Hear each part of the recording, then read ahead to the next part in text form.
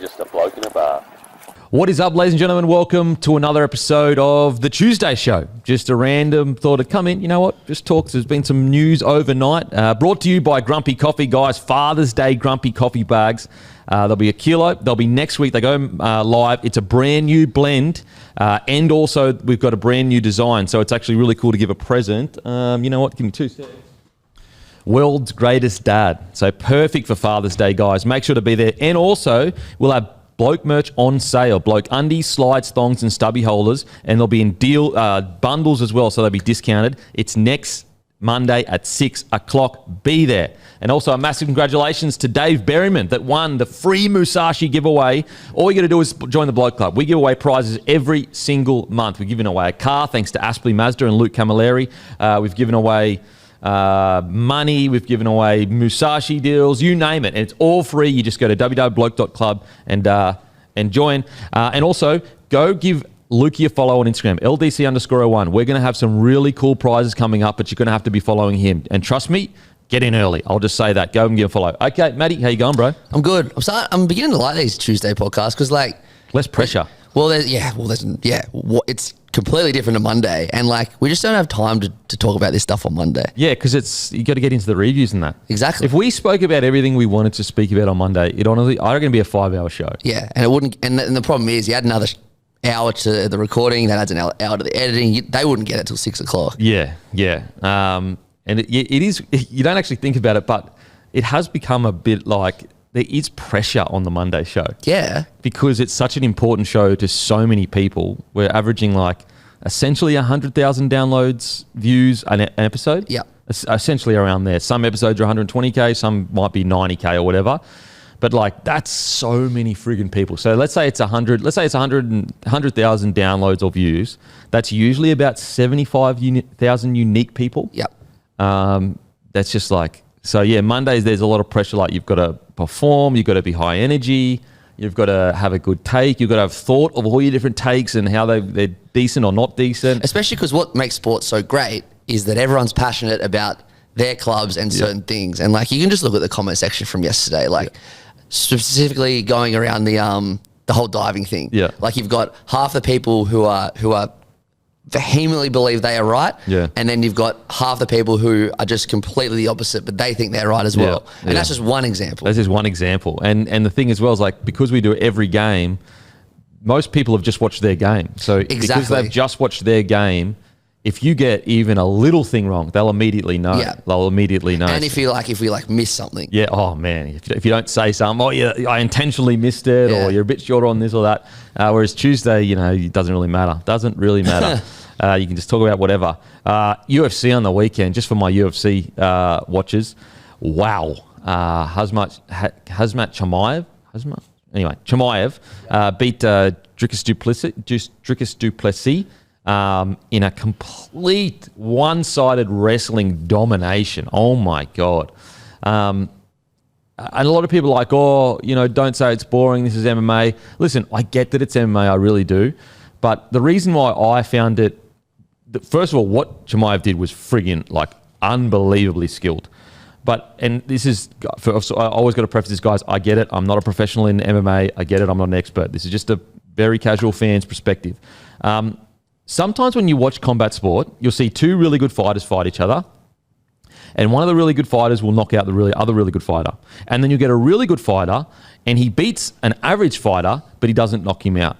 And the reason for that sometimes is the average fighter is just purely in defense mode. So he is not really putting him, like in boxing, usually, if you're trying to knock someone out, you are usually creating openings for them to counter.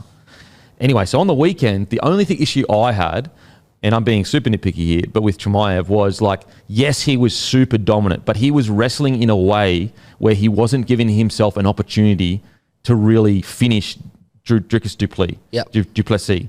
So what I'm saying is like he wrestled in a way that made sure Dricus was always on the ground being dominated. But when you are wrestling someone or jiu-jitsu or whatever on the ground, let's say you want to punch them, you've usually got to create space between you and them to be able to land a good punch. Or if you go for a submission, usually, not all the time, usually that creates openings for the person you're trying to attack to get out of the wrestling. So you can wrestle in a way that is purely about just making sure they stay on the ground.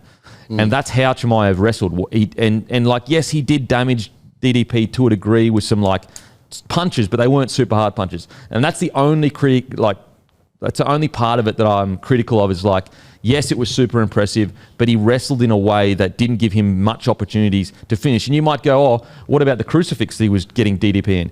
But if you watch, like, even the crucifix, he was keeping his chest quite flat to DDP.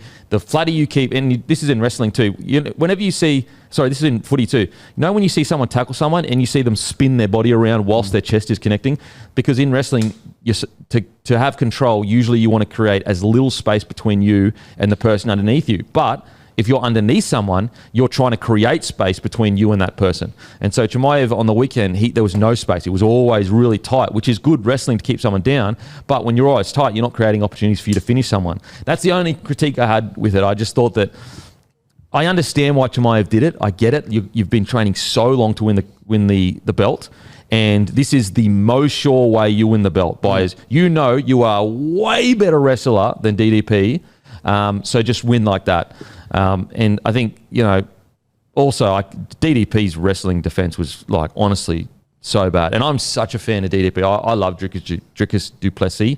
Man, I'm such a fan of him. He's such a legend. But yeah, I just couldn't believe how bad his takedown defense was. It was just like literally. And look, Chimaev is honestly freak of nature. His takedowns are solid, but his ability to keep people on the ground is unbelievable. So I'm not taking any away from Chimaev, but I just couldn't believe DDP's takedown defense, how bad it was. But yeah, big win for Chimaev. It's going to be interesting. I think people say, oh, he's going to be unbeatable. I reckon someone with hectic jiu-jitsu, going to be super interesting how he deals with that as a really good wrestler with solid ground game. But that's why Burns gave him a bit of trouble, because Burns was having success off his back jiu-jitsu wise, and they even got to a point where I think Chimaev got off him because he was like, and so I think really like either a crazy striker with one punch power can beat him, or even Usman, Kamaru Usman nearly beat him, and he's an older, went up a weight, barely any notice. If that fight went 5 rounds, he would have beaten him, in my opinion. So I reckon someone with either really, really good wrestling and jiu-jitsu, I think that'd be an interesting fight. But if you don't have decent wrestling, he is going to fucking absolutely destroy you. If I'm Chimaev, I don't care. I'm doing whatever I have to do to win. Yeah, I get it. But I understand why it's a bad spectacle. And I didn't watch the fight. I've seen the highlights, but like, not that there were many, but I watched, I saw so much hate online. Yeah. And look, the thing is, you can say that was super impressive whilst also saying that was pretty boring. Yeah. And I'm usually not one, like, I'm not the guy that just wants to see knockouts in MMA. Like, I love wrestling. I love jiu-jitsu. I love all the ground stuff. So I'm not that kind of guy that's like, oh, fuck, we didn't see a knockout. That was shit. Not at all. It's just like the work he did, he intentionally didn't risk much because he knew he was just so much better at wrestling. Yeah. So Chimaev, we know he has incredibly entertaining fights. But I think this one, he just went, you know what? Belt's on the line. If I get the belt, my life completely changes. I am not going to risk even the minuscule chance of that happening, and so I'm just going to take him into my world, which is wrestling, and just stay there. Which I get it, but it wasn't that entertaining to watch, to be honest. I mean, what was entertaining was like seeing how strong he was on top and how he was always a move ahead of the DDP. But in regards to like exciting title fights, I didn't find it exciting at all, really. This is drastic, and it's only one example, but like if it does, go down this avenue, I saw a lot of comments saying this is why boxing's making a comeback. Do you reckon that's true? Yeah, it won't. MMA, like, boxing's making a comeback because the Turkey Al-Shish, I think his name is just making the big fights happen because he's paying these guys. Because the problem with boxing is the best doesn't fight the best, usually. Obviously, sometimes you get that, but the best doesn't usually fight the best. What makes UFC so good is the best are forced to fight the best because they've got a monopoly on MMA. So what's bringing boxing back is that this Saudi prince, or connected to the prince, is essentially going, oh, you don't want to fight each other? I'm going to offer you so much money that you're like, you know what? I'm willing to take an L for that much money.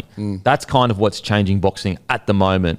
Now, he has partnered with Dana, and they've gone into boxing with also the, is it WWE. Anyway, some it is. TKO. Yeah, it is. But there's another guy. Anyway, there's three of them that are all together. They're going into boxing. It's going to be called TKO, I think. That's going to be super interesting. The problem is, and we could get into this, but there's probably not enough MMA listeners that enjoy it. But the problem with UFC is they're so underpaid, like crazy underpaid. Like the NFL, the players get, I think, nearly 50% of the revenue generated. Yeah. Rugby league, I think it's about 20% of the revenue. NBA, I think it's like 40%. You're probably, as a business, I reckon you'll probably want to be landing at least at 30 to 40% paying the actual athletes that revenue. I reckon 50 is too much, to be honest. Whereas UFC, they pay about 18%, bro. Yeah, that's not enough. It's psycho underpaid. Now, I get all the arguments of like, this is how we got to the point of where we're at. But it's also like, if the reason why we don't see the best athletes in the world go into UFC, why would you? If you're the best athlete in the world, go play NFL, go play basketball, go to boxing. If you're a crazy athlete, why would you go and do UFC when, unless you're the best of the best, you are not going to get paid anywhere near the amount you get in NFL, in soccer, in boxing. And so that's the biggest hurdle they find at the moment, is that they're struggling to find stars. There's a few in there, like I think Poirier, he's a star, but real star, like Conor McGregor style. John Jones when he was fighting. But anyway, so look, hopefully DDP bounces back. I'm a big fan of him. I love him. Hamzat, he is just a fucking beast, bro. Fucking beast. Don't forget, guys, make sure to give us a follow on the Sportsbet feed. And also, don't forget the hungriest player this week. It was White. Use code WHITE for free delivery. Shout out to Pepper Jack, serving impressively large, delicious sandwiches. Okay, on to the next topic, or the main topic, sorry. Daly Cherry Evans. Huge pressure mounting as to his future and what's going on. One thing I am quite surprised at, the suggestion that, because you've got two parties. You've got some parties saying, the Roosters shouldn't sign him. There's other parties saying, the Roosters have already agreed to it. They're not going to backflip on their word. But what I find really interesting is, if that is the case, how come it hasn't been announced? That's the weird thing about this whole situation. Yeah, like that's what makes this whole thing so strange. Because like, if the Roosters are fully like, no, we shook hands, we agreed to it, we're going to go through with it. Why not announce it then? And like, it seems like that is coming from Daly Cherry Evans. It will certainly seem like that 20 weeks ago when all this happened. Like, he doesn't want to make an announcement yet. Blah blah blah. I don't get why. But then, like, even with DCE, like, if he is still unsure about, am I going to play on or not going to play on, as if you'd sign him. Well, exactly. Like right now, if the Roosters, if none of this had happened, the Roosters and they came to the negotiation table today, there is not a chance in the world that the Roosters would sign him for $100,000. And so but if he's like, I'm still unsure what I'm going to do next year, no way you'd sign him. So it can't be that. The idea of we can't announce it till the season ends, I guess, out of respect, but it's just hasn't it just dragged on longer then? Of course it has. So if this deal was done so long ago, like everyone keeps saying, wouldn't you just go, you know what, let's just get it out there. For next 2 weeks, going to be crazy. Then everyone's just going to move on from it. Whereas this is the fact that they haven't announced it has just made the conversation be able to last forever. And I'm not blaming the Roosters or DCE. I'm just saying what the reality of the situation is. It creates a vacuum for conversation because we don't know what's going on. Exactly. But it makes me think that obviously there's cold feet somewhere now. There's got to be something going on here. There's got to be something going on. I'll say, maybe I'm in the minority. If it is true that the Roosters are saying we agreed to it, we're going to go through it because we agree with it, I respect the shit out of that. There are very few, and yes, it's very easy to be a man of your word when things are going your way. It's hard to be a man of your word when shit isn't working out. So everyone's like, oh yeah, be a man of your word, and it's like for example, oh yeah, we agreed to DC at the start of the year. Let's say DC kept killing it, and then the club's like, we're going to be a man of our word. Of course you are. He's a gun. He's killing it. The hard thing is being a man of your word when I'm sure a lot of Roosters people are sitting there going, okay, he is not playing anywhere near what he was earlier this year. Is this a good signing? And if they are still willing to go, no, we gave our word and our word is bond, I respect that shit. But then going back to your original point, if they are men of their word, which I would respect as well, but I wouldn't give the Roosters a slither of hate for backing out. But if they are a man of their word, then why hasn't it been announced yet? As you said, so strange. The announcement is just bizarre to me because I could get initially DCE saying, oh, out of respect for Manly, I want it to be after the season or something like that. But surely it got to a point where they probably sat down and going, mate, we just need to knock this on the head because it's just going to drag out forever. Because if this had been announced like 10 weeks ago, first of all, it gave Hugo less time to be good. Yep. So I think it would have landed much nicer. Whereas now when it gets announced, it's going to be fucking World War III. Yep. So I just don't know what's happening there. It's so bizarre. So bizarre. What does your instincts tell you is going to happen? My instincts, with everything I know about Politis, whether you love him, you loathe him, whatever, my instincts would be he truly means when he agrees to something, he sticks to it. And I think that they're probably sitting there going, okay, yeah, we probably have a little bit of cold feet here, but if they have agreed to it, it means they've got the money in the cap. And that means that money wasn't going to be spent anyway. So I think they might be thinking, listen, even if he comes across and plays terribly and we drop him into reserve grade, he is a great mentor for our Hugo and Sam Walker. Yeah. That's the way I would kind of get around the whole, if he is going to come here. If that money is already allotted to him and we are going forward with it and that there's no one else on the market, like if there was someone else on the market they're going to miss out on, then that's a different problem than what do we do when he gets here. And I think they're probably looking at it going, okay, he isn't playing as good footy, but the knowledge he can pass on to our younger halves is like almost second to none. Yeah. And maybe that's where they get their money's worth. Could it potentially be the length of contract that they're debating? That's what my next question was going to be. I think they could be right now in heavy negotiation as to what the contract actually is. Whether it's, because wasn't it supposed to be 2 years? I reckon the Roosters, if it's 1 year for 800 grand and then they give him a coaching job, I reckon that's a good deal for everyone. Yeah. So, but maybe Cherry Evans wants 2 years. Maybe Cherry Evans, I don't know. Surely not. I mean, that was a little bit of the sticking point for Manly. Yep. Well, he didn't get an offer, but like reportedly he would be open to the 2 year deal or whatever. But yeah, maybe it's the length of the contract.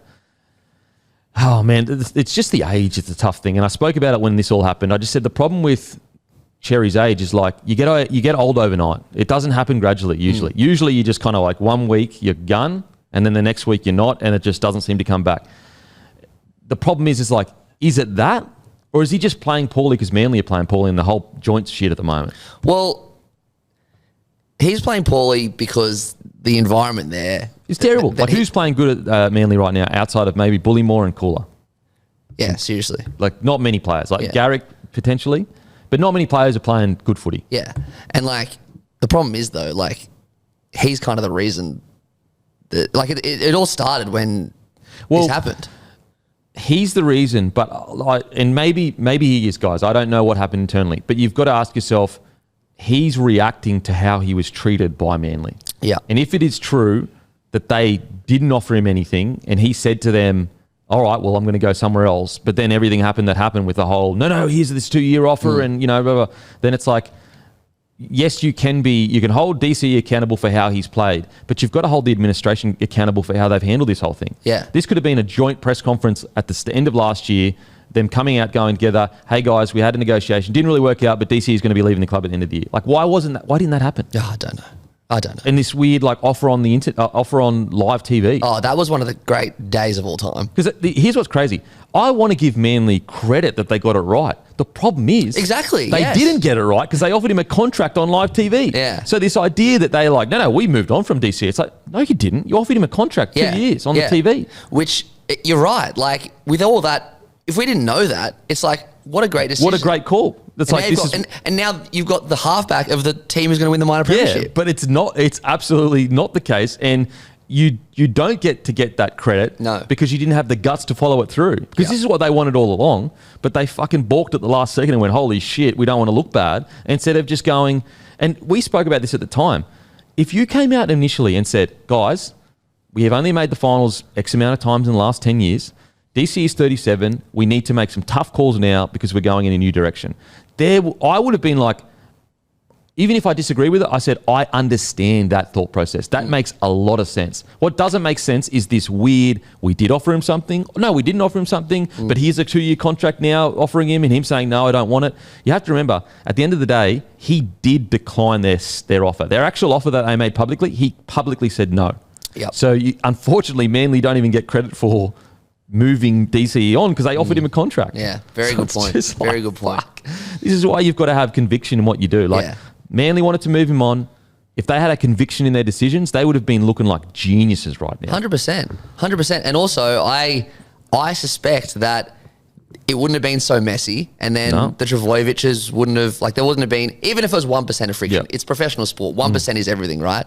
They probably would have got 1 or 2 more wins. Like, they wouldn't be playing this bad. Yeah, no, absolutely. Like, if they had have been strong in their convictions of we're going to move DCE on, it could have been a joint press conference. It could have been spoken to the playing group, and that could have all been essentially just put to bed initially. And you're right. Like, are you telling me they wouldn't have won an extra 1 or 2 games if that was put to bed quite quickly? Yeah, and suddenly they're coming 8th. So just strange. So that's where, DC has to take accountability because he hasn't been great since this whole thing essentially went down, or since Origin really. But I think Manly need to take a bit of accountability too with how this was handled because, like, fuck. Well, it's cost them this season. Yeah, it absolutely has. Like, it absolutely has. And so a lot of people go, DCE's costed us this season, but I think it's... Oh, no, it's not just DCE. It's not just DCE. Yeah. I think it's both parties haven't handled this absolutely properly. So I guess we'll see what will happen. Just the weird thing is the whole... hasn't been announced. The problem is, though, like, when the Roosters and DCE came up with this deal, that was, 20 weeks ago, maybe 18 weeks ago. Like, Hugo Zafala hasn't even debuted at that point. Yeah. So, like... It's a totally different scenario. So that's why the Roosters are in such a tough spot. And honestly, I would respect the man of the word thing, but this is rugby league and they're trying to win premierships, and I wouldn't begrudge them at all if they back down. Yeah. I mean, I like the idea that we still have some old school integrity. As I said, it's always easy to be a man of your word when things are going well. It's the man of your word. You get raps for that when you do it when shit's going bad. And so if this handshake deal has happened, if terms have been agreed to, granted, you can always go back and say, listen, we'll honour this deal, but is there any wiggle room where we can, compromise with each other? Well, I reckon a good compromise is 1 year and a coaching gig, because then he's there for a year, he gets his 800K, he gets a job after footy, and the halves, like Savala and Walker, still get mentorship for years. And I know you can't technically offer someone a coaching job, but we know what's going on. Yeah, and everyone does it. So... Yeah, like, I reckon that would be good for everyone. Yeah. I reckon. I'd be quite surprised if DCE side is like saying, no, we want 2 years no matter what. Because it's like, mate, they've earned so much money. Like, at some point, you've got to, like, protect your legacy a little bit. It's already been tarnished with how everything's handled at the moment. Yeah. At some point, you've got to go, listen, if I force the Roosters into a 2-year deal, like, bro. Yeah. Like, unless he comes back and kills it, then obviously then all will be forgiven. Oh, obviously. But if he completely bombs, then... bro. Like, there are a lot of players, I won't name them, but, like, there's so many players that have had gun careers for 90% of their career, but people only remember them for the last 10%. Yeah, it happens so often where, like, they can be a rep player their whole career, and then they have 2 bad years at the end of the career, and they're seen as, like, bums. Yeah. And just, like, crazy. Far out. And also, just from I'd understand if he was pushing for 2 years, if he was like a middle of the road player that had earned like $400K his whole career, because I'm like, you know what, this is the last chance to get a bit of money. But like the amount of money DCE has earned over his career, like surely you just go, you know what, like I don't want to, like the Roosters are supposedly, and again, this is all just us guessing, guys, the Roosters are supposedly going to do this handshake deal, and they're willing to still do the 1 year, surely you go, I'll meet you halfway here, guys. Like, I really respect that you're going to continue to this a deal, at least it's 1 year. Pushing for 2 years would be very strange. That's when I feel like, surely even DCE understands why a club would be a bit hesitant right now. Oh, like, come on. Yeah, sure. Even he would look in the mirror and go, yeah, my form hasn't been great, and I am, 37? He'll be 37 next year. Yeah, so he's 36 at the moment. So I guess we'll see. Coaches under pressure: Seabold, O'Brien, Hasler, Payton. And just a reminder, guys, brought to you by Aspley Mazda and Lukey. Give Lukey a message. If you need a car, he's the best in the business. Takes you 2 seconds. I promise you, he will take care of you. He'll direct you in the right way. And we've got some really cool stuff planned with Lukey, and you've got to be following him to do it. So go to his Instagram, LDC_01. Give him a follow. and you'll be in the running for some cool prizes coming up soon. Seabold, O'Brien, Hasler. So Buzz Rothfield has come out and said Seabold is a safe 3 out of 10 in regards to chances of being let go. So just before, I've just Googled one thing. There was an article that came out probably 2 weeks ago that said, I actually missed this, that said that the Roosters are reportedly still on track to secure the signing of Cherry Evans, but only to a 1-year deal. So that actually came out a couple of weeks ago. I know it was 2 weeks at the start. Yep. I mean, we don't know the details, so... That's why hasn't that been done yet then? Exactly, You know, like if... The only thing I could think of is they're arguing about length. Yeah. That's the only... And is there like maybe another club in the picture that's willing to offer 2 years right now? Is that what's happening? And they're just going, listen, like... We agreed to 2 years initially. There's another club that will do 2 years. Either get to that or we're going to go somewhere else. This whole situation is so weird. Crazy. Don't forget, guys, Aussie Footy Shorts and Bloke have a collaboration. Limited edition shorts, camping bloke, fishing bloke, tradie bloke on Aussie Footy Shorts website. Make sure to go and grab some. Once they are gone, they are gone. Massive thank you. Also, Aussie Footy Shorts have a bunch of different other designs, custom designs. If you've got an end-of-season trip or something like that, you can get some custom designs. Make sure to head to the website. They are the best footy shorts in the business, bar none. Already coaches under pressure. Already kind of named them. So apparently, according to Buzz Rothfield, Seabold safe. Adam O'Brien under a lot of pressure, about 8 out of 10. Todd Payton, 7 out of 10. Des Hasler, 10 out of 10. Gonskis. Yeah, I mean, that does seem about right, to be honest. The Payton one's the hardest one for me. Adam, look, as I said, I'm not all the way into like definitely get rid of Adam O'Brien, because he doesn't, because he presents so like in press conferences, he's so just like, and I know that's just his personality. I think people forget that they have made the finals every single year except for one. Yeah. They were a basket case before he arrived. So the problem is that they've never really gotten, it's like he got there and he took them from a 5 out of 10 to a 7 out of 10 and they've just been a 7 out of 10 this whole time. They haven't gotten any better. And that's probably my biggest concern. I'm actually inclined to let him at least start the year with Dylan Brown. Yep. Like that's actually my gut feeling. I know they've had a horrendous year and it honestly looks like they're waving the white flag at the moment, but it's such a permanent decision to sack coaches. Like, it's a big deal. It's not, I wouldn't be too against it. Me personally, I'd probably pull the trigger. I just think like there's too much has happened. I just don't know how this playing group would, with everything that's gone on, would just turn around next year and go, we're all in here. But I wouldn't be against him staying. It seems like that they want Blake Green. And I personally think that makes it easier for him to stay because then he can just, if it's after round 10 and they've won 3 games, then it's not that big of a change. Yeah, you just put Blake Green in there. Really it all just depends on who's available, really. Yeah. And like at the moment, what is it? Josh Hannay. And surely he's got an eye on the Cowboys job. Well, that point, like apparently that was not an eye on. And I will say, like, what is crazy is like most new coaches do well. So Payton went well, Webster, Serraldo, Fitzy. Well, just this year. Riles and Wolf have both. Wolf. I know like they're not in the top 8, but they have Eels and Dolphins for me have been successful years. Yeah. And so like they're all new coaches. Yes. Whereas the coaches that have been around for a little bit, Seabold not gone well, Desi not gone well. They're really the 2 coaches that have been around for a bit. I'm trying to think anyone else. Just have a quick look at the ladder. Flano's gone okay. Yep. Not great last year. Well, Benji's a new coach-ish. Yeah, he's a new coach. Yeah, 100%. He's gone well. He's gone well. He's been a good year. If anything, the rookies have been better than the coaches that have been around for a bit. Outside of Flano, like I'd give Flano a pass mark.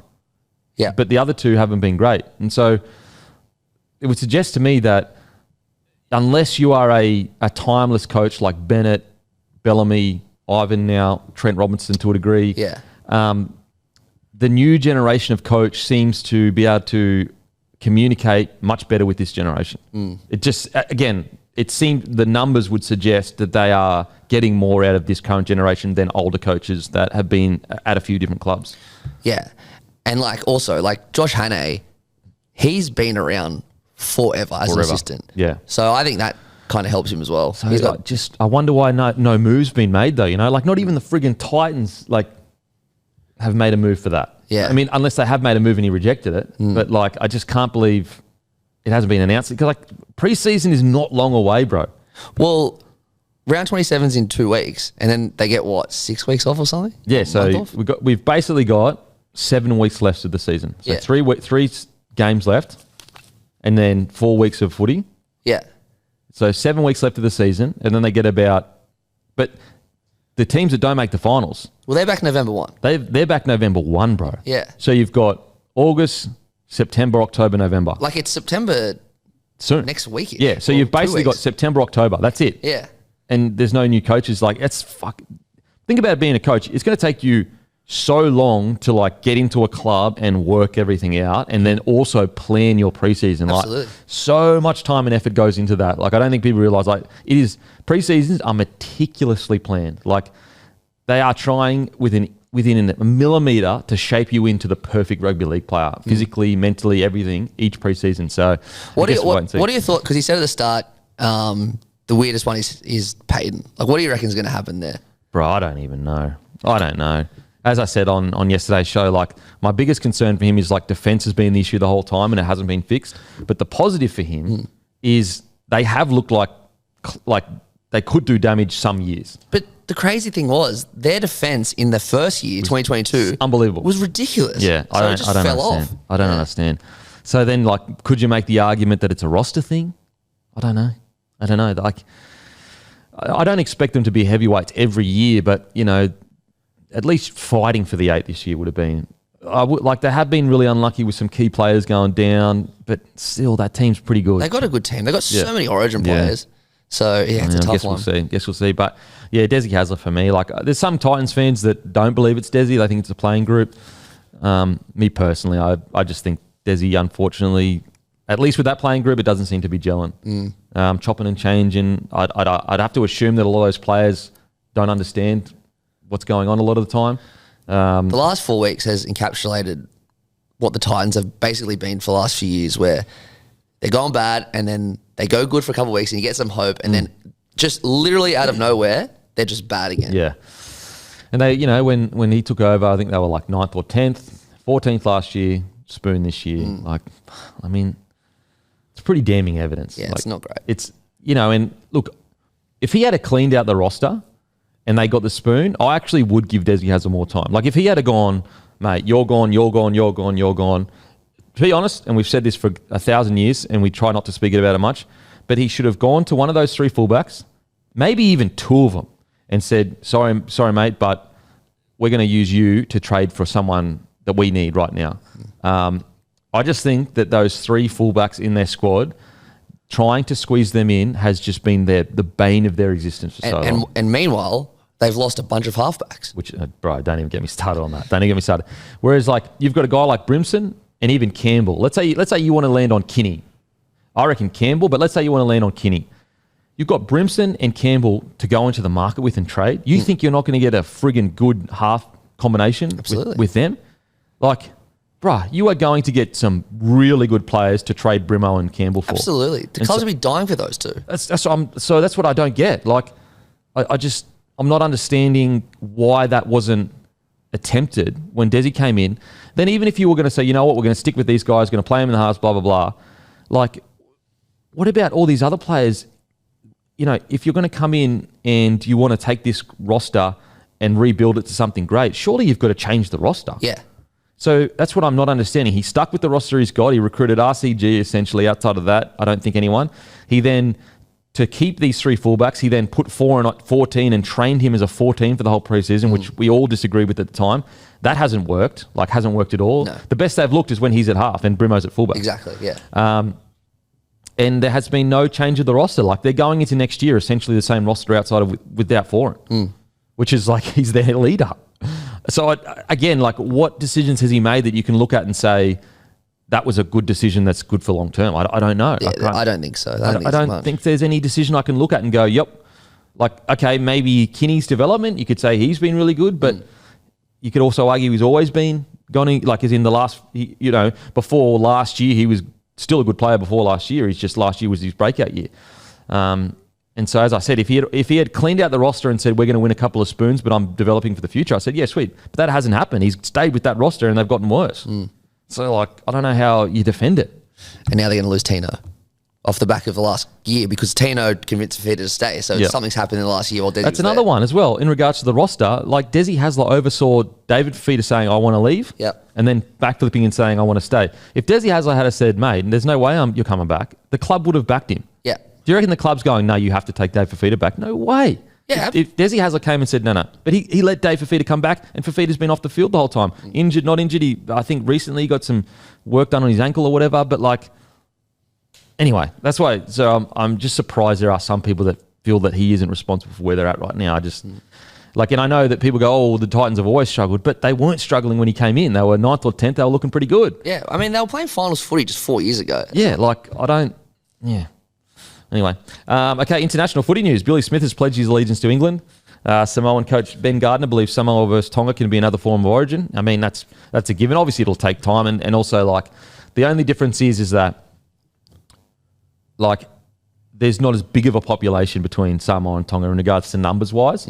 So I don't know if you'll ever get to the size of origin unless you get a lot of Aussies invested in it. But in regards to rivalry, absolutely, it can be as much of a rivalry, if not more than origin. Like, those two islands used to literally war each other. So, and also, like, Tonga and Samoa, I'm pretty sure they haven't played for a while. Yeah. Like, we should make it a yearly thing. It's crazy it's not. Definitely. It's insane that it's not. Like, let's start building it now. Like, even if it gets to 50% of the size of origin, that's huge. I don't know about you, but the Pacific Championship being separate to whoever England play doesn't make sense to me. Weird. Because that just means someone misses out each year. What, like, it really should be, if anyone misses out of that, it should be Australia goes and plays England every year. Like, and it should be, because like Samoa, Tonga and New Zealand have a far bigger rivalry than they do with Australia. Like, so you're sending Tonga over to England has like a little bit of a rivalry with Samoa over England. Like, it doesn't make any sense. And like, as an Australian, I am not going to watch Tonga versus England, but I'm going to watch Tonga versus New Zealand, and I'm going to watch Tonga versus Samoa. 100%. So I don't get that either, mate. I don't understand. Like, I get we want to keep England involved, so maybe that's the case. But like, bring them out, just include England. Yeah. and it's called the Pacific Championships. That's because that's where it's located. You know what I'm saying? But also, they came up with that name 2 years ago. Yeah, who just gives a shit? Change it. Yeah, I'm with you. It doesn't make any friggin' sense. But Billy Smith is declaring that's good for England. Great for England. He's a bloody great player. And Payne Billy Smith and Herbie Farnworth as the centres. Great centres. Payne Haas obviously alleged to Samoa and just talked about, he said, there was a moment where I played for Australia and we versed Samoa and the anthems were playing. My mind started racing back with lots of memories with my mum, making us sing the national anthem of Samoa in the back of the car. I think it was that moment onwards I wanted to play for Samoa and represent my mum's side. Man, I've never been more conflicted in my life because I really, like, it's such a special thing that he's explaining, like that connection to your mother, the heritage, the memories of being a child in your car. We've all got it. They're the sweetest memories ever. But as an Australian, it goes, oh, that stings. Like, because, as a proud Australian, you don't want a bloke sitting there going, you know what, in the jersey going, I'd rather play for them. But I get it. I got no issue with Payne Haas changing to Samoa. I think it's great for the game. We need guys to play for, we don't need them, but it is good if teams get as strong as possible. So the competition is good. So I get it. I think it's going to be, I think it'll be the next 2.0 of the Taumalolo situation. I think that essentially anyone that has any solid connection to Samoa is going to go, you know what, I'm going. I was away with my mates on the weekend and we were actually talking about this and we kind of touched on it on Friday, but we tried to make an Australian Kangaroos team based off if all these players defect. The Australian Kangaroos team is still mad. 100%. That's what I was saying on Friday. I was like, people that are like, oh, the Aussie is going to be shit. It's like, bruh. No. Our forward pack's probably a little bit lighter, yeah, for sure. But we're still gun side. Still gun side. Like, you go down the pecking order, like in the centres, for example, Bradman Best can be in the centres. Trelly Mid. You've got Kotoni Staggs. You've got the Hammer. You've got Tommy Turbo. You've got Shibasaki. You've got Rob Toyer if he wants to play for Australia. There is depth in the centres. In the forwards, you got Lindsay Smith, Isaiah Yeo, Mitch Barnett, Cam Murray. I don't know where Stefano's going, but Flegler, Stefano, whatever happens with him. But you got Flegler, Gilbert, Paddy Carrigan. You know what I mean? Like, there's some good fucking forwards. And I think we've got the best spine. Yeah, for sure. Yeah, for sure. So it's going to be great. I can't wait. I can't wait. It's Yeah, gonna I be can't sick. wait. It's just, I know we're not going to verse Samoa and Tonga, New Zealand this year. The Ashes is going to be cool, but yeah, I'm looking forward to it when the World Cup rolls around. Yeah, 100%. 100%. I'm looking forward to Samoa versus Tonga and New Zealand versus. Oh, me too. I can't wait. I got to say though, geez, this is the final nail in the coffin.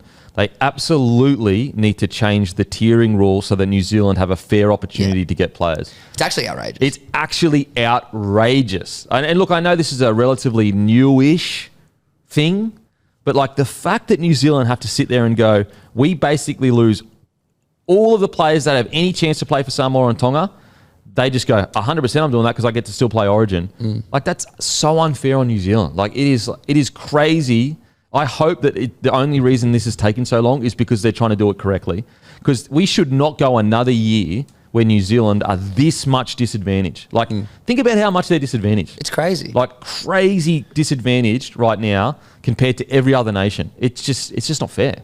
Even England are disadvantaged as well. Because, like, you've got, like, Billy Smith, we just said. Like, he can play for New South Wales. We've got Victor Radley. And I know they both made that jump, but... You know, Brimo, so it should be an even playing field. Yeah, I think this has forced the NRL's hand. Like the fact that because Samoa and Tonga are growing nations, it's kind of, and it's happened so quick. The last 6-7 years, this has all come together. Yeah, I think it's kind of forced the NRL's hand to go. Okay, before we could get away with it because the Samoa and Tonga were so little in regards to players playing for them.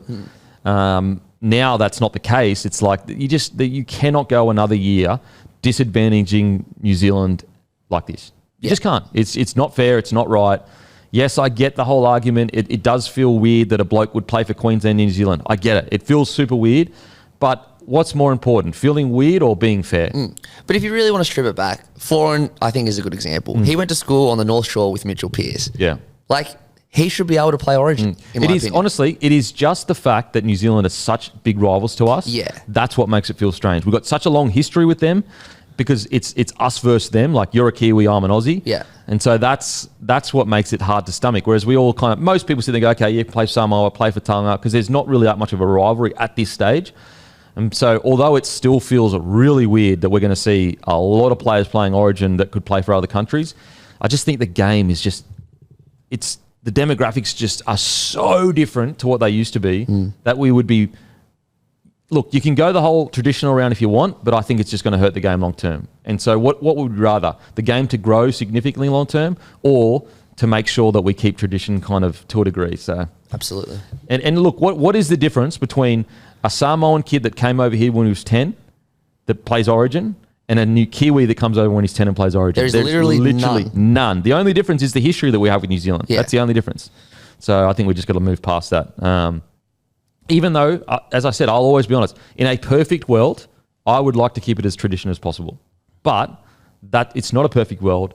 Demographics have changed. So I understand it's for the betterment of the game that we open things up. Not even open things up a little bit, just open things up for New Zealand. Yeah, and like to make it clear, Sam Burgess can't play Origin. Like, you can't come over. You have to be 13 or whatever, 14, whatever it is. Like, there has to be a strict... There has to be a connection to Australia. Fuck. Yeah. Like, you have to have some kind of love and appreciation for the state that you're in to be able to play for the state. Yes. You can't just be rolling in going, I'll chuck a Blues jersey on because it's the hardest game in the comp in the NRL right now or rugby league right now. You have to have some appreciation and have been given something by the state that you feel like you need to repay, in my opinion. So... Yeah, hopefully they can sort it. Because I will say, I don't want to speak about this every year.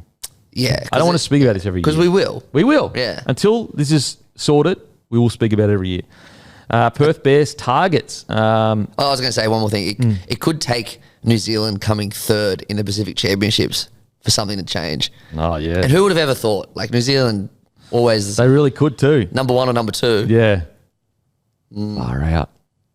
It's such a weird state we're in right now because, like, they absolutely freaking towed us up. Literally a year and a half ago, 2 years ago. Like, towed us up. And then, what was last year? Australia won last year. Yeah, Tonga. We played Tonga. Yeah. That's crazy, eh? So we got towed up by New Zealand. Then they didn't even make... Yeah, they came third last time. They did come third Yeah, they come third last time. They got beaten by Tonga. Yeah, so good. So good. Okay, Perth Bear target. Jesse Arthurs, Dean Mariner are the latest players to be linked with the Bears, but they are both signed until 2027. Oh, man. From a player perspective, I want them to get paid. From a Broncos perspective, there is no way I'd be letting these two go. God, no. Not early, at least. Like, if they get a sign for 2028, understandable. But there's no freaking way I'd let two players that talented, when we are supposed to be a decent side right now, go early. There is just not a... Remember a few months ago when people were saying Cobbo should get let go early? That was some of the worst comments I've ever heard. Bro, it frustrates me to no end how some people just pick and choose when they're like, you should let a player go. But then the next week they'll be like, how fucking dare that player leave early? Yeah. Fucking no respect, no loyalty. It's like, bro, what? Be consistent with your calls. Like, you can't just, when it suits you, go, oh, they should let that player go because he's not getting picked this week. Like, what's the reason? Because he's not getting picked this week. Oh, yeah, no worries. You're not getting picked this week? See you later. Oh, you got dropped just for 1 week? See you later. You can go too. Like, what are we talking about, bro? Yeah, nah, ridiculous. It's just craziness. Like, and look, I get, Broncos are a super hated side, so a lot of people are going to fall in the way of like, oh, stop treating the players poorly. But it's like, bro, come on, man. At least be consistent. I will say those two will be a great signing for Perth Bears. Like, yeah, for sure. High quality NRL players, early-ish in their career, especially Dean Mariner. So I get it. Jack Bird has reportedly not a part of the Titans' future plans. He's free to look elsewhere. It's so funny. Like I know there is a little bit of a difference, but like whenever a club's like, yeah, you're free to look elsewhere, everyone just goes, oh yeah, sweet. But like literally what we just said. Like. Yeah. Whereas like, could you imagine if a player did a press conference, say guys, I'm just calling a press conference. I'm just letting the club know that they're free to sign someone else because I'm leaving. Yeah, even though I'm contracted. Yeah, I'm contracted, but I'm letting them, they can sign someone else because I'm out of here. Yeah. They would get freaking annihilated, bro. I know. Annihilated. And I know there are some people going, oh, see, look, Lockie Garvin, he wanted to leave and everyone had an issue. No one had an issue with Garvin wanting to leave. It was how it was handled. That's what people had an issue with. And so, yeah, with this, it's like, look, it sucks because what will happen now, and I don't know what the story is like, whether it's Jack Bird that hasn't been dedicated or whatever, but let's just say he's been playing, but he just hasn't been playing well. Unfortunately, in these situations, what happens is, oh yeah, you've got permission to look elsewhere, and then basically you're treated pretty poorly until you leave. Like they don't make life easy for you. Now maybe that's changed with how much stronger the RLPA's got, but like when you get told you can look elsewhere, they're not going, if you play well, you can play first grade. Like you're done. You are done. Unless there is an injury crisis, you are not playing first grade again. Well, a good example, I reckon, is Lewis Dodd, how a few weeks ago they said he can look elsewhere. And my first instinct was, if I'm Lewis Dodd, why the hell would I leave? Like, I'm on 700 grand. Like, I'm not leaving. And anyway, he's been linked to Catalan Dragons as of yesterday. So, like, what's happened there? Yeah, you know what I mean? Of course. Like, you really think, like, life's been good for Lewis Dodd lately? No. Like, he's on 700K or 650K. It always freaking changes. Whatever it is. Yeah, like $2 million at the start of the year, and it's gone all the way down to 650K. You reckon the Rabbitohs have been like, yeah, mate, just keep working hard. We're backing you in. You're like, come on, bro. It's just, it's a business. It's what happens. It sucks. It's been like that forever. I wish it wasn't like that. I was on this, trust me, I was on the end of it, and I wasn't even playing bad. It was more just about what I was owed, and they didn't want to friggin' pay it rather than playing poorly. So I get it. I've been there. It sucks, man. It really does suck. I'll never forget. Oh, man. I'll never forget, like, saying to the Broncos, I don't want to leave. Don't worry about whatever we've agreed to. I just want a fair crack at playing first grade. And they're like, nah, we think you should, Anyway, so I went back to him, was like, and some people have heard this story, so I'll be quick. Went back to him and said, listen, there's an offer from the Melbourne Rebels because I was thinking about playing Union. And I said, just to reiterate, guys, because I was on minimum there, I was on 50K. Just to reiterate, I want to stay. I don't want to leave. I don't care about anything else. All I want to do is play for the Broncos, and I just want a fair crack at first grade. And he was like, okay, how much are they offering? And I was like, I think it's about 100K or something. Like, oh, mate, I think you should take it. I said, okay, we've got a day off on Wednesday. They want me to go down and do a medical. Should I go down? The Broncos said, yes, you can go down. Go down there, do the medical. Yep, everything's good. They say to me, mate, we just need to get this past the board. Don't release anything in the media because that's going to screw it up. Yep. Just ring the Broncos, say, hey, told them the exact same thing. Don't release anything. They said, don't get in the media because it's going to screw things up if you do. Literally the next day, the Broncos are essentially quoted saying that I'm going to the Rebels. The deal falls through. The deal falls because they're trying to push me out quickly so that, like, if it's public, then they think that the Rebels agreed. That deal falls through. On my way into training the next day, I get a call. They going, hey, mate, just not happy that you went down to have a medical with another club. You're going to be in reserve grade from now. You don't need to train in first grade anymore. Outrageous. Crazy, bro. Outrageous. Crazy shit, bro. Like, they have fucked you, like, in such a short amount of time, so many times. Bro, and I'm like, it was about very, very small, mate. Like, it was not about a lot. But that's what happens, bro. This shit happens, man. It's footy, man. You just gotta imagine if you went to the Rebels. Imagine if that happened. Man, I was so brainwashed and hurt by the fact that the Broncos thing didn't work out that I was like, I didn't want to play. Not brainwashed, but I loved the Broncos so much, and I was so heartbroken that it didn't work out, and that they were telling me they weren't giving me a fair crack just to play for the club. That I just wanted to be out of rugby league at that stage. I should have just gone to another NRL club. Like, really, that's what I should have done. I should have gone to another NRL club. You know, I just didn't have good guidance, to be honest. I didn't know what the fuck was going on. Like, that was my like fourth year in first grade, fourth year in rugby league, fifth year in rugby league. So you hadn't played rugby at all at that point? No rugby. No rugby. That was later. And so, but like, I had no guidance. Like, for example, when I was 20 years old, you know, and it was still me that made the decision, but let's say I was a manager of a player right now. If me came to me, so if this is a guy that hadn't played much footy and he was at the Broncos, he'd made his debut and he was still learning the game, there is no way I would say take a deal with New Zealand Warriors. I'd be like, bro, moving to a whole nother country with a team that, like, at 20 years old, and you're already at the Brisbane Broncos, and they want you to stay. Yes, it's not much money, but they want you to stay. It's the best club in the... This is early 2000s. Yeah. Like, the biggest club in the competition. Mate, stay here, do your apprenticeship. You'll be here long term. Because they'd won the comp, 15 months before that? Yeah, like 2006. This is 2008. Yeah. Early 2008. Early 08. Yeah. And so, like, any person that had my best interest at heart would have said, mate, stay at the Broncos. Do you? Yes, they said you're third in line, but they love you. You've debuted. This is the best club in the competition right now. Just, and they didn't. You're also 20 years old. 20 years old. Yeah. And I don't know the game. I'm in my essentially second and a half year of rugby league. Yeah. And I was sent off to New Zealand to just this whole new world. And so little things like that, I wish that I know now. So like with my sons, I'll know the sporting landscape so much better. Whereas my dad didn't know any of that shit. He was just worked his absolute dick off to provide for the family. He didn't know about all this sporting politics and, you know, this is where you've got to be. And like, even with soccer, the only reason I ended up at the Raw is because they asked me to come there. Yeah. Like, we didn't know I had to be there to get opportunities, but that's the way it is. You've got to play the game with sport to a degree. Like, the best still make it to the top, but then when you are one of the best, you need to know how to work the system. And I think most people would say, even if you've played footy your whole career, a young 20-year-old at the Broncos, you would say, most people, it's like almost like at that stage, that's like the Storm. Think about it. Like, that's at that stage in the early 2000s, they were bigger than the Storm.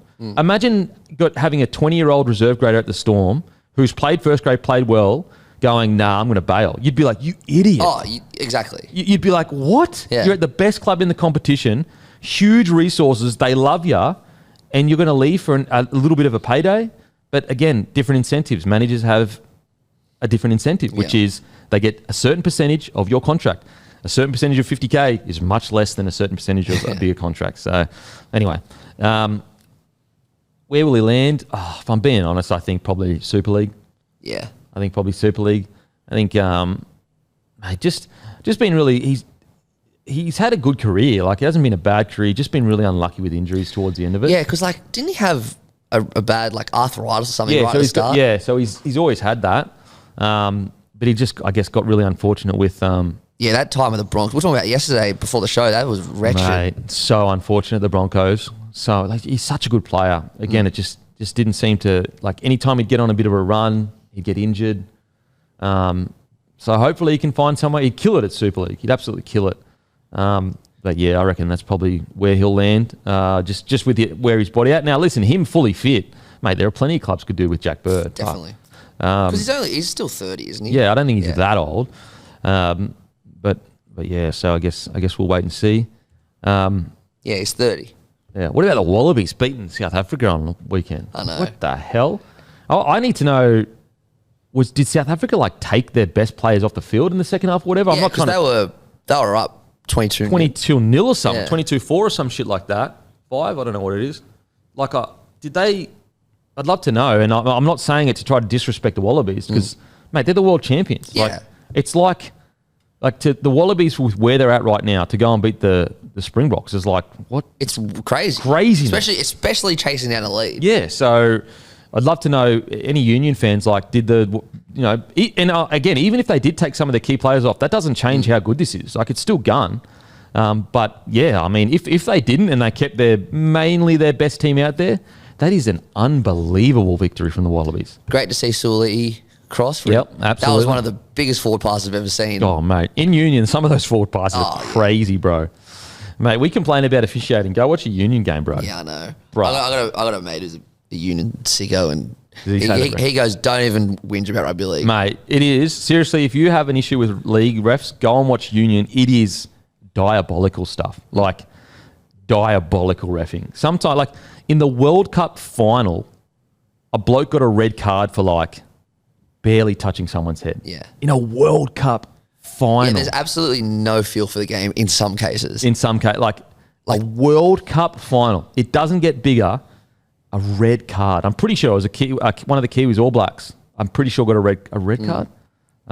See, I'm excited for the World Cup coming here in 27, I believe. I am too. Like, people want to sit there and poo-poo Union. And I get it. Right now, it's an absolute schmozzle.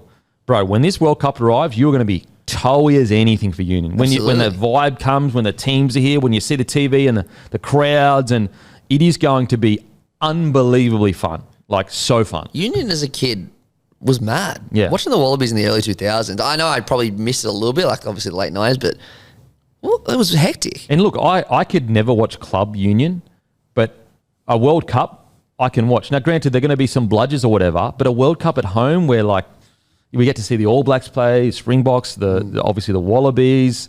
I think Ireland's also quite strong. France to it. Like, it's going to be fun. It's going to be fun as. Like, anyone that feels like they're not going to be excited, I promise you when it actually arrives, like right now you might not feel it, but when it's actually here, you're going to be like, holy shit, you're getting that vibe. And crazy shit's going to happen. I'm pretty sure, was it 2015 where I think it was Japan beat Ireland? It was like a crazy upset. Yeah. Just shit like that. Yeah. Like, look at the Women's World Cup in soccer.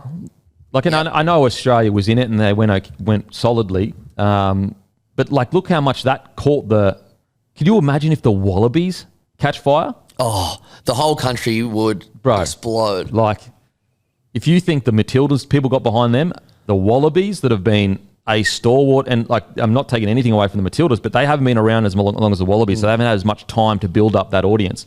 And what the Matildas did in regards to capturing the nation's attention was outstanding. We were on board it. You can remember I bought the jerseys and everything. But if the Wallabies catch fire in a Rugby Union World Cup, it'd be... Bro, the nation will stop. The nation will stop. Yeah. Like, if we make it into even a semi-final, like a sudden death semi-final, the nation will stop. Yeah, it's going to have a big viewership if we get anywhere close. If we just got to get out of fucking the pools. Do we know what the pools are yet? I'll check. I don't know. Hopefully we don't have a friggin' death pool. Jesus, that would suck. We seem to have a pool of death no matter what sport it is. Pools. Let's have a look. Doesn't look like it at this point. Okay. Just give us a gimme. Come on. The home nation. Just be a little bit corrupt. All you world bodies for sport are corrupt. Just be a little bit corrupt here and just give us fucking some gimmies. Let us get into the finals. If you want the ratings, let us get into the finals. Wow, there's 24 teams. That's massive. It's going to be sick. And he's so good. Look, if there is pools, I apologise, but I can't find it right now. I'll find it. We'll... trying to think. If they get the pools, it'd be interesting to have a look at. Outside of that, what else is going on at the moment? I'm going to go see that movie Weapons later this week. I'm so excited. I was just looking. This is such a tangent. This has nothing to do with anything. But when I typed in Jack Bird to check his contract before, it came up with all the losses that the Dragons had last year. Shane Flanagan, so that was Lomax, Tamale, Bird, Fengai, Tuivasa-Vake, Ben Hunt, Russell, Whanamau Brown, Marshy, Ravalawa, Francis Molo, Tom Eisenhuth, and Lasu to the Bulldogs. Like, Shane Flanagan, I know he just re-signed, but I'd be excited to be a Dragons fan right now. Mate, it is a miracle what he's managed to do with that roster. I can't, and Dragons fan knows, I can't express enough, bro, they used to say they're interested in a player. Honestly, the wider rugby league audience used to scoff and be like, bro, they're not going to the Dragons. Now he managed to get Gutho there, Cookie there, Val Holmes there, some of the best young forwards. Like now when he says we're interested in Tino, granted it's a low percentage, but I'm not scoffing at it. I'm like, maybe Tino does want to land somewhere in the middle and take them to a premiership.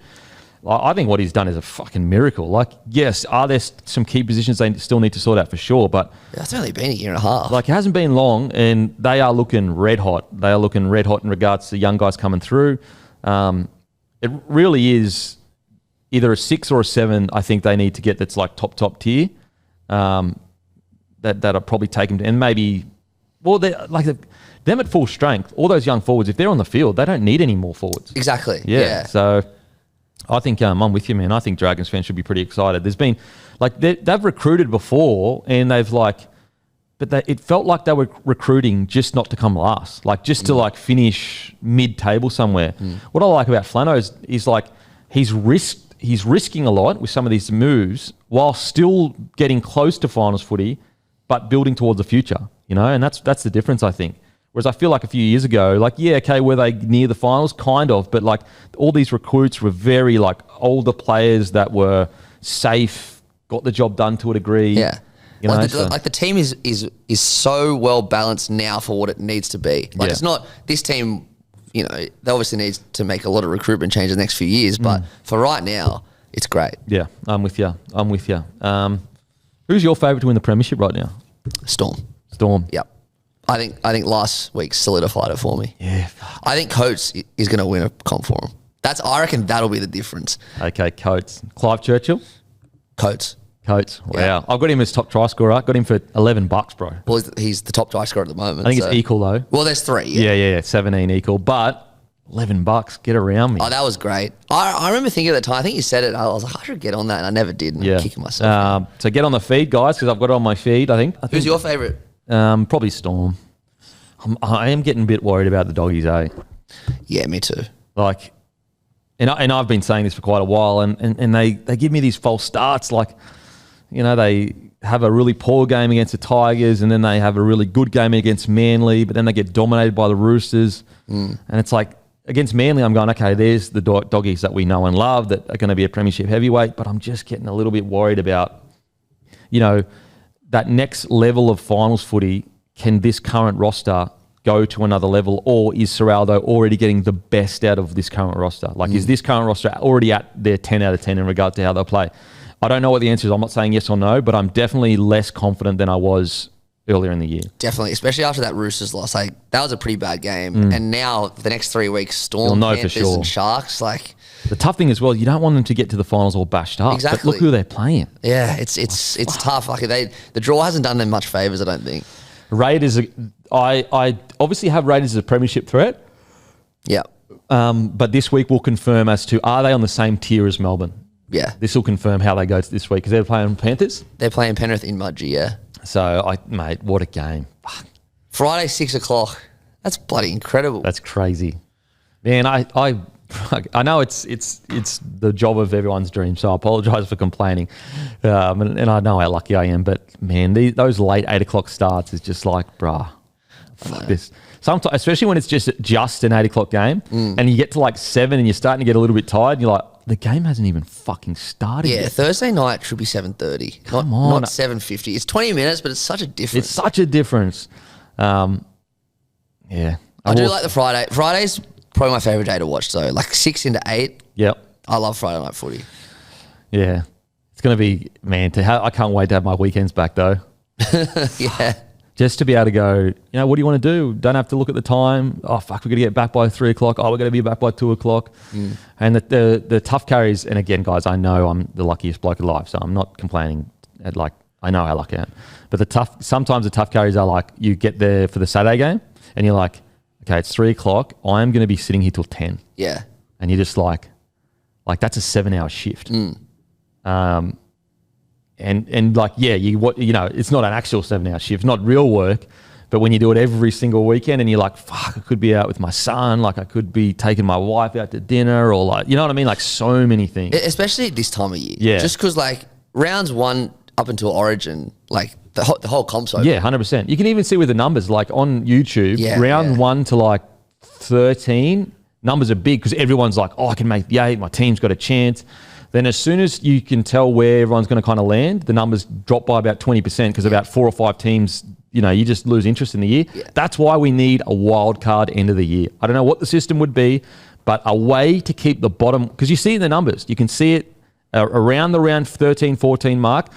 People that think their team's not going to make it, they just stop engaging with the product.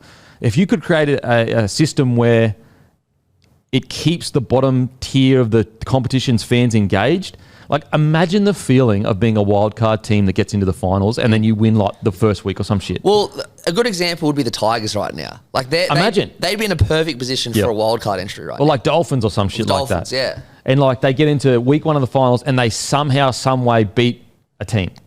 Yeah. Bro, that would honestly, I reckon that would be more of a high than if you finished 8th and beat a side. Because your season went from we didn't make the 8 to, oh my God, we've gone on a run. Yeah, like, true. I just reckon it would keep fans engaged way longer. And like, you'd obviously have to create a system that would make it fair. And I don't know what that would be. Would it be like at the end of the year, they calculate who had the most wins, or I don't know what it would be, because then you'd have to go, okay, who played who, and you'd have to look at all that. But maybe it's like you could go in the last 4 weeks, who gets the most points potentially, and then you just say, listen, it's not going to be necessarily fair because some teams are going to play top 4, but this is the best system we've got. And you just go like, sorry, in the last 10 weeks or whatever it is, of the bottom 8 sides, who, like when you get to the last game, of the bottom 8 sides, who won the most games of the bottom 8? Maybe that's the way you could do it. The second half of the season. I tell you what you could do, and this... You could do that with 20 teams. Yeah, you could. Because it's just 10 and 10, and you're playing every team pretty much. It's an even kind of fair thing. True. You could, and I'm going to get a lot of disagreements here, but you could do what the AFL do, and after their final round, have a week off, and in that week, you go like 9th versus 12th and 10th versus 11th, or whatever it is, 9th versus 10th, whatever the wild card is. Maybe they play 1 or 2 games that weekend. RLPA will never allow it, but whatever. And then that gives the top 8 teams a week off, which means that if someone gets knocked down in round 27, then they can play because 11 days stand down. Like a lot of people are against the AFL's week off, but if it's for a wild card round, that could be totally different. Bro, and you could pump it up massively, a wild card round. Like, again, imagine the excitement. Bro, we just win 1 game, we're in the fucking finals. Yeah, we're in the finals, that. Now, the only hard thing would be like, how would you select who won that weekend? Yeah, I don't know. Mate, like points scored or something? Yeah, because you wouldn't be allowed to have 2 games, would you? Nah. Yeah, RFA would never allow that. See, I reckon if you went the second half of the season, let's say you had even teams, so it was like everyone just played each other once, so that everyone's essentially getting a fair back into the season. Like, okay, yeah, some would be harder than others, but draws aren't fair as they are. Like the draw right now is not fair to every team. Like it's different for every team. So that's already the case anyway. But if you went the last 12 rounds of the year or whatever, the last half of the year, at the end of the round 27, you look at the bottom 8 teams and you go, who of you won the most games? And then if it's equal, obviously it goes points differential. Okay, whoever won the most games, they get into... Yeah. That would be a way. Maybe you make it shorter so that it's more hectic. I don't know, but might be a way. And I tell you what that would do as well, because then you'd have 9 teams in the finals, which would mean that you'd have to have... One of the teams would have to not play first week. So that gives the minor premiership a week off, which means you actually care about winning the minor premiership. Yeah, so you could get that week off, then you could play 2 weeks, another week off, and then... Yeah, you'd probably have to rejig the whole final system, but... Again, guys, we're just spitballing. Oh, so, yeah. This is off the top of the dome. We haven't sat down and done it, but I feel like there are ways because, like, for example, how excited would you be if all your players came back 2 weeks ago and you could make a run for the wild card? Well, South, it's a perfect example. Like, South have won the last 2 games. They're 15th. They're on 8 wins. They have a bye in hand. So that means we'll be on 22. Like, we're 1 win behind Manly. And Manly coming 10th. That's what I mean. Like, you literally could be eligible and Cam Murray comes back next... You know what I mean? Comes back, Keon comes back. You would go from, years are over. Like, I watch my footy because I love it, but, like, I don't really give a fuck that much. Whereas you'd go from that to, bro, could you imagine? Could you imagine? Like, so I don't know. It just gives the bottom tier teams hope. And maybe even, like, they win a prize or something, so it's like a way to lift the bottom teams up off the... like we always talk about how the haves and the have-nots, and it's like always the Roosters, there's always the Storm, Penrith now, Broncos to a degree, and like how do you lift them up? So anyway, I guess we'll wait and see. Outside of that, guys, give Lukey a follow, LDC_01. Give him a message if you need a car. He's the best in the business. And as I said, we are going to get some prizes coming soon. So make sure to shoot him a text and give him a follow because the earlier you follow him, the better. I'll just say that. And then outside of that, give us a follow on the feed. And don't forget, guys, Grumpy Coffee, next Monday, we've got the Father's Day unique blend, unique packaging, world's greatest dad, and also discounted on undies, on slides, on thongs, on stubby holders. They'll be in deals. That's next Monday, 6 p.m. Perfect for Father's Day. And also, don't forget, got some Aussie footy shorts with Aussie footy shorts, collaboration, footy shorts with pockets. But as usual, we'll go fuck ourselves. What's gambling really costing you? For free and confidential support, visit gamblinghelponline.org.au.